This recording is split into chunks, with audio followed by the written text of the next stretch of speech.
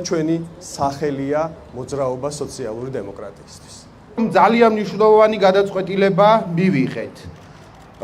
გასული წლების განმავლობაში თქვენ ადევნებდით თვალყურს, რომ ჩვენ საზოგადოებაში მაგალითად ძალიან ძლიერი იყო პროფკავშირული მოძრაობა, ალტერნატიული პროფკავშირული მოძრაობა.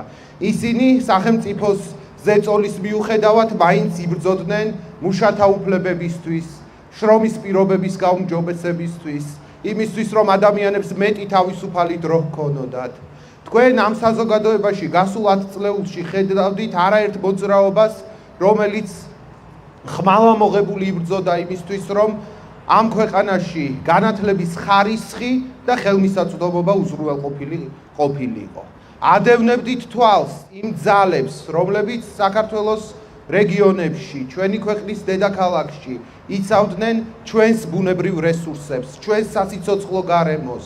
თავს დებდნენ იმისთვის, რომ სუფთა ჰაერი, წყალი, მიწა, ხელმისაწვდომი ყოფილიყო ყველა ადამიანისთვის. თქვენ ადევნებდით თვალყურს არაერთი გარიყული ჯგუფის ბრძოლას საკუთარი უფლებებისთვის, საკუთარი ადგილის მონიშნვისთვის. მოკლედ, ამ ქვეყანაში ცალ-ცალკე გასული 10 წლეულის განმავლობაში არსებობდა უამრავი სოციალური მოძრაობა, უამრავი ძალა, რომელიც ცდილობდა ამ ქვეყანაში დაემკვიდრებინა სოციალური სამართლიანობა. დღეს ჩვენ ვართ ისეთ ვითარებაში, ისეთ მდგომარეობაში, რომ აი ეს ყველა ძალა, თითქმის ყველა ძალა, უნდა გაერთიანდეს ერთ კალაპოტად, ერთ დინებად, მარტივი მიზეზის გამო. დღეს საქართველო მხოლოდ ევროპის საკითხზე ან დემოკრატიის საკითხზე არ არის ორად გახლეჩილი. დღეს ეს ქვეყანა არის გახლეჩილი სოციალური და ეკონომიკური თვალსაზრისითაც.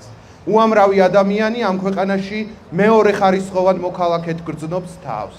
და აი ჩვენ ერთად ვაპირებთ ბრძოლას იმისთვის, რომ შევქმნათ ისეთი საზოგადოება და ეს ქვეყანა ვაქციოთ ისეთ საზოგადოებად, სადაც მეორე ხარისხოვანი მოქალაქეები არ იქნებიან და ყველას ექნება შესაძლებლობა იცხოვროს ადამიანურად, ღირსეულად, იზრუნოს საკუთარი უფლებების, საკუთარი სურვილების, მისწრაფებების რეალიზებისთვის. ასე რომ მე მგონია, რომ წინ დიდი ბრძოლები გველის, დიდი წინააღმდეგობები გველის, მაგრამ უკვე ეცოდინება ყველა სამ საზოგადოებაში, რომ გარდა კონსერვატორებისა, გარდა აი ამ ნეოლიბერალებისა და ასე შემდეგ, ამ საზოგადოებაში თავისი ადგილი აქვთ მონიშნული მემარცხენეებს და შეეცდებიან, რომ მაქსიმალურად დიდი კოალიცია შეკრან იმისთვის, რომ ქვეყანაში პროგრესი შედგეს.